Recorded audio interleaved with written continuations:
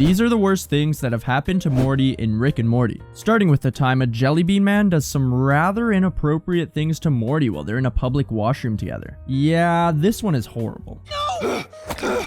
In Season 1, Episode 5, titled Meeseeks and Destroy, the episode starts with Morty having to kill alternate versions of his family, already off to a fantastic start. I just killed my family! I don't know, Morty. Some people would pay top dollar for that kind of breakthrough. Morty has had enough of crazy adventures like that, so he and Rick make a deal which allows Morty to choose the next adventure which they go on. So, he chooses to go to a medieval fantasy world. God, Morty, what a boring start to an adventure. Why don't we just go to Kentucky? And during the adventure, Rick and Morty find themselves at a tavern. Morty has to take a pee while at the tavern, and while in the washroom, he comes across a guy named Mr. Jellybean, who begins to get very weird with Morty and doesn't let him leave the bathroom. Mr. Jellybean grabs him and does things such as licking him. Already, this is definitely incredibly scarring for Morty, and Mr. Jellybean shows no signs of stopping what he's doing. This leads to Morty having to fight him in incredibly violent retaliation, leaving him completely traumatized by the incident and wanting to abandon the adventure completely. But at least Rick catches on to what happened, so when they find out that Mr. Jellybean is the king of this land, while leaving, Rick gives him some justice.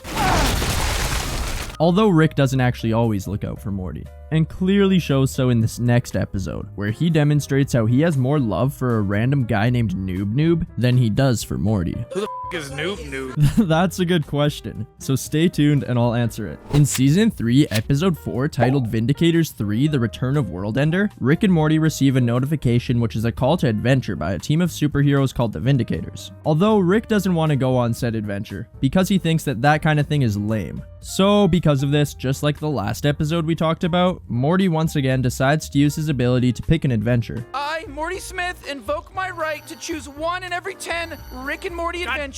Read them in damn it. Fine. And they then end up on the Vindicators spaceship, discussing a mission to fight a villain known as Worldender. During this mission briefing, Rick of course is not taking it seriously, and cracks some jokes. We have reason to believe his stronghold is located on my balls. Rick! He also makes a joke about one of the Vindicators named Crewcoo, which the janitor Noob finds amusing. You're half cold, unfeeling reptile, half also cold, equally unfeeling machine. Yes. Wow. So your origin is what? You fell into a vat of redundancy? God damn. Noob. And not only does Noob find this joke funny, but he also finds the one which Rick makes about Alan Rails pretty funny as well. After his parents' tragic death in a railroad accident, he gained the power to summon ghost trains. It's not all bad though. They were spared having to see their grown son wear a whistle. God damn. Thanks, Noob. This guy gets it. Shortly after, everyone goes to sleep to prepare for the mission in the morning. And when waking up, Morty finds Rick passed out from drinking too much. Oh my Rick. They then continue with the mission, only to realize that Worldender has already been defeated. And it turns out, Rick was the one who did it. Well, it's official. I had too much to drink last night. Drunk Rick set up a bunch of challenges which everyone will now have to complete in order to make it out alive. And pre-recorded videos of Drunk Rick will tell them each challenge. For the final challenge, Rick made it so they have to place the only thing which is part of the Vindicators that has any value to him on a platform. And if they guess wrong, the entire planet will explode. Morty assumes that Drunk Rick meant that they should place nothing on the platform, because of Rick's dislike for the Vindicators. But then Rick cuts in and suggests that maybe he meant that they should put Morty on the platform. Hey, I don't know. So, they do just that, and Morty is put on a ride where Drunk Rick is talking to him through a pre-recorded message, and gets emotional, which also makes Morty emotional. But then this is revealed. You're probably confused because we barely know each other, but you really stuck your neck out when you gave me props for my awesome jokes in the briefing room. Even my own grandson is like, oh, the Vindicators is so cool. I mean, he's a moron, but you're different, Noob. Mother. Oh, okay, I just myself. Okay, later. Right after this, there's a huge party being held to celebrate them making it out alive, which Drunk Rick set up. And the live artist is singing about Noob. And Rick's response to the song lyrics is this. Who the is Noob? But you know what's worse than your drunk grandpa showing more affection to a complete stranger than he does yourself? How about while he's not drunk, him showing more care for literal crows than you? Yup. Actual birds. Now, before we get into the next episode, do you want free Rick and Morty merchandise? If so, listen closely. I'm giving away free Rick and Morty merchandise to 2 lucky winners once I reach 1,100 subscribers. Entry is completely free, and all you have to do is subscribe to the channel, like the video, and leave a comment saying whatever you want to say, while also including the word giveaway in your comment. 2 lucky winners will be picked at random once the 1100 subscriber goal is reached, and I'll let you know if you've won by leaving a reply to your comment telling you so. You then have 48 hours to respond to my reply, or a new winner will be chosen. Make sure you enter, as you have nothing to lose. Best of luck! And now back to the video. In season 5, episode 9, titled Forgetting Sarick Mortshall, the episode starts with Morty going by himself on different missions to help resolve some problems which the aftermath of his and Rick's adventures caused. After doing so, he realizes that he used up too much of Rick's portal gun fluid, and Rick will be mad if he finds out that Morty was using his portal gun. So he decides to try and fill it with Mountain Dew so Rick won't notice. Kind of like a teenager stealing their parents' vodka and replacing it with water. You really think they won't notice? Morty then accidentally spills some of the portal fluid on his own hand, which causes a bunch of garbage to come pouring out of the portal, which is now inside his hand. Rick then comes into the room and realizes that Morty was messing with his portal gun. Is that Mountain Dew in my quantum transport solution? Do you know how dangerously toxic this stuff is? And you added it to my portal fluid? Only because you don't trust me! Oh, that's great logic, Morty. So because of this, Rick reminds Morty that he can be replaced. And Morty mentions how Rick has said this countless times, but hasn't ever done it. And Rick's ego then causes him to pull out a wheel which he has prepared. And the wheel has things which are better than Morty listed on it. So Rick gives it a spin, and it lands on 2 crows. So Rick then proceeds to replace Morty with 2 crows. But Morty still has the problem of having a literal portal in his hand, and now doesn't even have Rick's intelligence to help him solve the problem. So to get rid of the portal, he gets his hand run over by a train. Soon after this, Rick sees how Morty has ended up without him, which causes him to decide to help by replacing his hand. Morty thinks this means that he and Rick will now be able to get back together, but Rick disagrees and lets Morty know that his time with the crows has changed him, because apparently they're more enlightened than anyone. I thought they were a joke like you, but it turns out they're more enlightened than any of us. So Rick then packs up his belongings and leaves Morty behind, so he can go on adventures and live his life with 2 crows. The Rick and 2 Crow Show! We're gonna be laying walnuts on the road for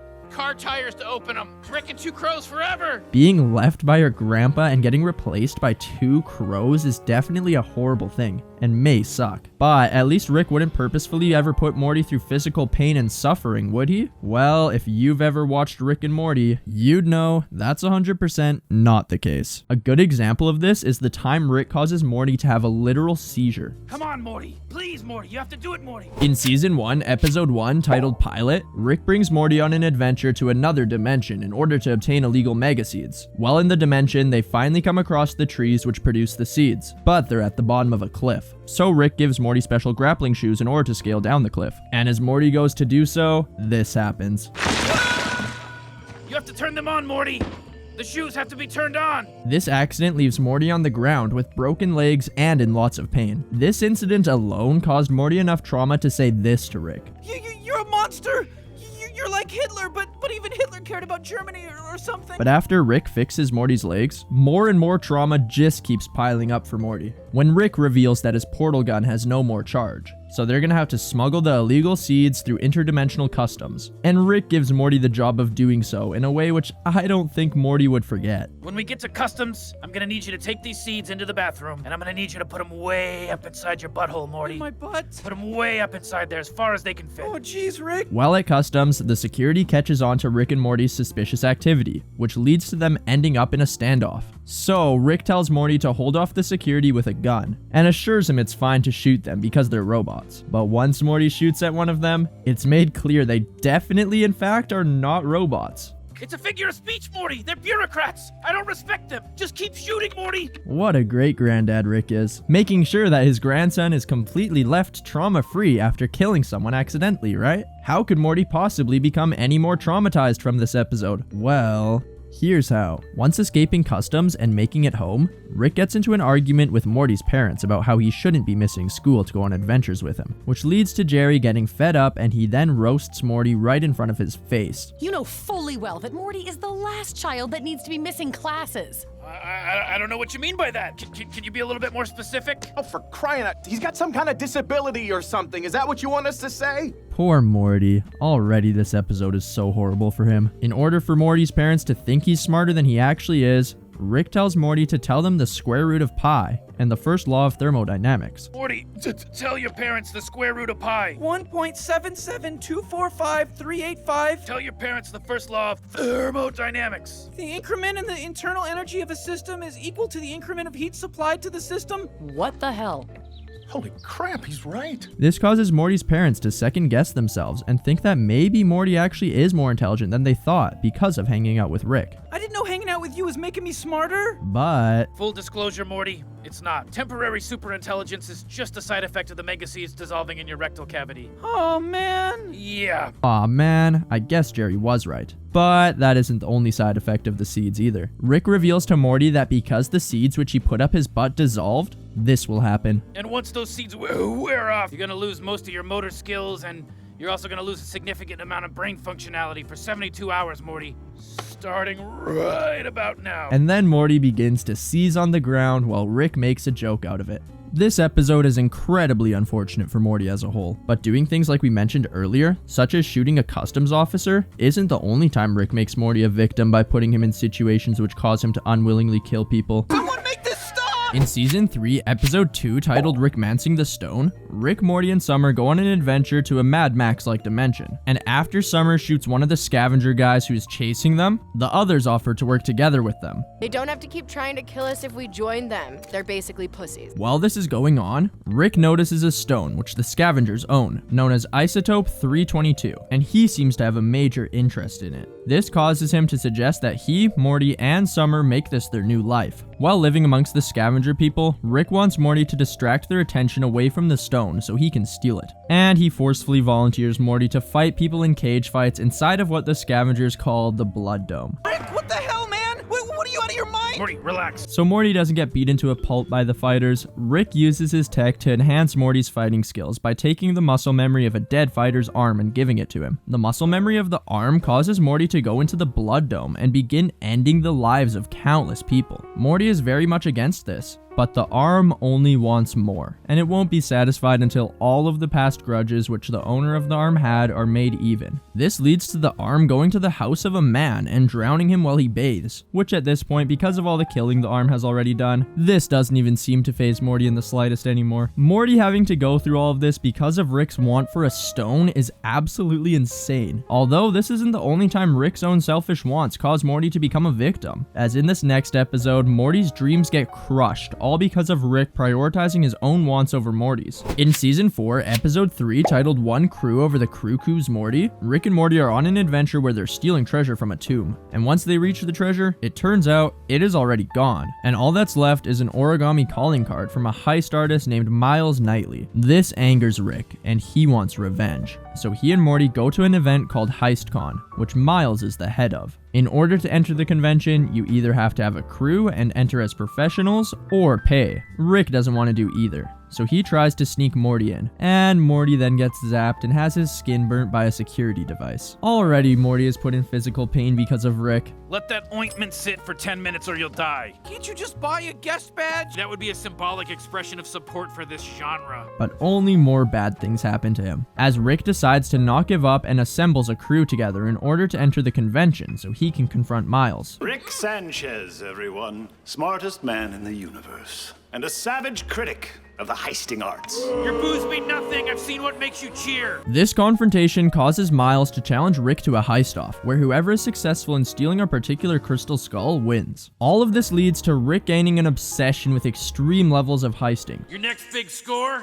Steal every square inch of HeistCon. which causes a robot that Rick programmed named Heistatron to begin stealing the core of an entire planet. And while Rick is trying to come up with a plan to stop Heistatron, one of his crew members points out that the stars outside look off, and this is revealed. We've already been heisted. How can Heistatron heist us if he's not even here yet? He's already been here. We've been watching a recorded sky on playback. Hello, Rick. Everything only gets more and more crazy as Rick is on the spaceship of Heistatron, and they begin to have an argument with so many twists that eventually Rick wins the battle against Heistatron after 2 hours of boring Morty and his crew. I'm immune to your nanobot. I programmed you to believe that. I programmed you to believe that. I programmed you to believe that. I programmed you to believe. And I programmed you to believe that. A most curious algorithm. Goodbye. Morty then tells Rick that he has a pitch meeting which he has to get to right away for a Netflix screenplay which he's been writing. It turns out Morty's screenplay was a heist story, and while pitching it after what just happened, he now seems to think the idea is stupid and decides to not follow through with making his screenplay a reality. It's as if someone stole his enthusiasm for his own idea. Yeah, without him even knowing about it. After this remark, it's revealed that Rick planned the entire heist adventure throughout the whole episode, because 2 weeks earlier, he was mad about Morty working on his heist script and not going on adventures with him. You could lose him. I'm not gonna lose him. If Morty ever gives up on a single dream, it had better be because of his own disillusionment. So, to prove Summer wrong, Rick constructed this master plan and calculated everything to play out exactly how it did, in order to make Morty view heists as boring and dumb, so he would give up on his dreams and continue to spend time with him. Wow. Although this isn't the only time that Rick's want to prove a point has a negative impact on Morty, as in this next episode, Rick causes Morty plenty of emotional trauma, all because of him feeling the need to prove yet another point. In season 4, episode 8, titled the Vat of Acid episode, Rick and Morty get caught up with some gangsters and end up having to fake their own death in a fake vat of acid. But because of how long they end up having to stay inside of the fake acid, Morty gets really mad with Rick and the whole idea. Vat of fake acid? Are you dying of dementia? How are you talking to me like this? When did you get so cocky? Tonight! This makes Rick defensive, and later while at home, Morty mentions how the double standard of Rick calling a bunch of his ideas dumb, while not being able to take criticism himself, is hypocritical. And then gets into how he thinks his idea of a device which can save your place in time and be used to reset yourself back to that time, kind of like checkpoints in video games, is a good idea, even though Rick may think it isn't. Rick then mentions how much work a device like that would take, which causes Morty to respond by mocking him, saying that he can't do it. So Rick's ego forces him to make the device for Morty, and Morty then begins to use the device carelessly, because he believes he is free from all consequences. At first, Morty lives recklessly, trying dangerous stunts, committing petty crimes, and engaging in risky behavior. However, he soon finds himself falling in love with a girl. They develop a deep connection and go through a terrible traumatic event where their plane crashes and they have to survive in the cold. Somehow they both make it out alive and end up celebrating back at Morty's house, only for Morty's dad Jerry to accidentally reset Morty's life to the last save point, which of course was right before he met the girl, erasing everything they had shared together. Classic Jerry. Devastated by this, Morty uses the device with increasing desperation to try to reform his relationship with the girl, but this never seems to work out. After going through all this, Rick lets Morty know that he actually wasn't free from all consequences of his actions, because the device actually didn't reset timelines, but rather moved Morty between alternate realities, which left the versions of himself and the people from these other realities to suffer from the consequences. You greedy little junkie. Oh God. This causes Morty to break down after realizing how terrible this all is, and Rick gives him a solution, which is living with the consequences by merging all of the alternate realities which Morty affected and forcing him to deal with the fallout of each one. This merging of realities causes a bunch of angry people to be waiting outside of Morty's garage, and it would seem there's no way out for Morty. Unless... God. Yeah, I guess it is, what did you call it, idea? God. Morty then fakes his own death using Rick's vat of acid to make the crowd go away, and once Morty comes out of the vat, Rick has this to say to him. Don't ever make fun of me again, ever! Alright, come on, Morty, let's go home. Wait, what? This isn't our reality? Wait, you think I'd waste our home teaching you a f***ing lesson? Yeah, all of this trauma Morty went through was a pretty insane lesson for Rick to teach Morty to never make fun of him. I mean, keep in mind, Morty is a 14-year-old kid after all. After everything we've gone over in this video so far, it sure does seem that Rick really loves finding ways to cause Morty both physical and mental trauma. While this next episode gets into how it actually turns out that this is something which happens across countless realities, and that Rick treats Morty as expendable in each one. In season 5, episode 10, titled Rickmurai Jack, Rick and Morty are at the Citadel of Ricks, and they end up at dinner speaking with President Morty. Soon into the meal, President Morty reveals that he's evil. But why exactly is he evil? Well, because he reveals that he wants to take down the central finite curve. Morty doesn't understand what he means by the central finite curve. So later in the episode, evil Morty demonstrates exactly what it means. It turns out that because of Rick's past traumas, all the Ricks across the multiverse built a wall around the infinite realities within the multiverse, and separated all the realities where Rick is the smartest man in the universe from all of the other realities where he's not. And this causes all the versions of Morty within this limited branch of the multiverse to become victims of Rick, which are used as pawns for his own benefit. Evil Morty has had enough of this and wants to free himself from the central finite curve so he can travel to parts of the multiverse where Rick isn't the smartest man alive. That's what makes me evil, being sick of him. If you've ever been sick of him, you've been evil too. This causes Morty to reflect and question things, and Evil Morty explains to him how because of this reflection, he himself is also now Evil Morty. Because what really is evil? Well, according to the central finite curve, being sick of Rick or wanting a different life without him being the one in control makes you evil. But do these thoughts really make you evil? Or is it just the brainwashing that countless Ricks have put in place across countless realities? After becoming aware of how Rick treats him poorly in countless realities, and has even messed with the fabric of reality to separate the realities where Rick is more powerful than all other beings from the ones where he's not, I bet Morty sure wishes he could have traumatizing knowledge like that erased. Well, it turns out he actually can. In Season 3, Episode 8, titled Morty's Mind Blowers, we learn that Rick has been deleting traumatizing memories from Morty's mind, which Morty has asked him to, and that Rick has also been saving them in a way where they can be replayed if wanted. So, this episode centers around doing exactly that, and replaying traumatic events of Morty's life. One of these memories shows Morty getting possessed by some sort of alien slug, and the way to get it out of him is for the family to give him words of love and encouragement. As the family does so, it begins to work, but they find it rather disgusting and begin to make jokes about it. Is there gonna be an intermission? Excuse me, but I ordered the large evil space worm. I know, it's like, is that a demon slug in your stomach, or are you just happy to... This causes Morty to only struggle even more with getting the slug out, and extends his suffering for longer than it needed to be. Well, I guess it's nice to know the whole family sucks. And it doesn't even stop there. On top of this, it turns out Rick has also deleted Morty's memory when he himself doesn't want Morty to remember things. Such as a time when on an adventure, Rick pronounces a word wrong, and Morty seems amused by this. We should never take things for granted. What? Are you saying granite? Well, yeah. It's granted with a D. What are you, a boulder rock person?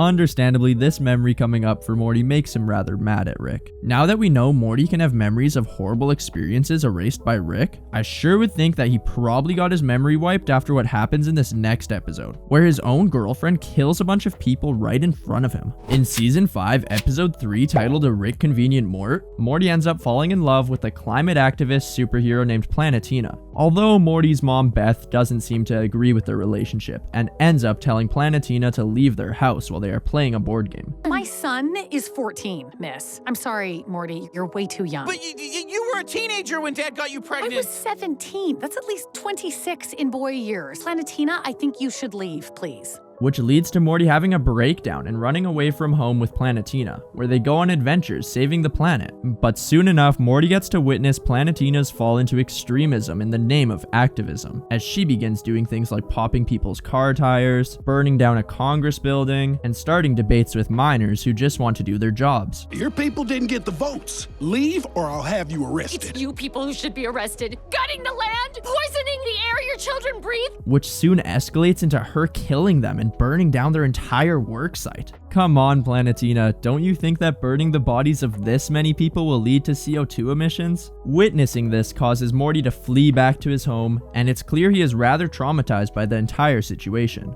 especially during his final conversation with Planetina outside his window, where he breaks up with her. We were so close. You murdered 300 people. After all of this, Morty is left overwhelmed by everything, especially when Beth comes to comfort him and the trauma of the whole experience comes flooding out.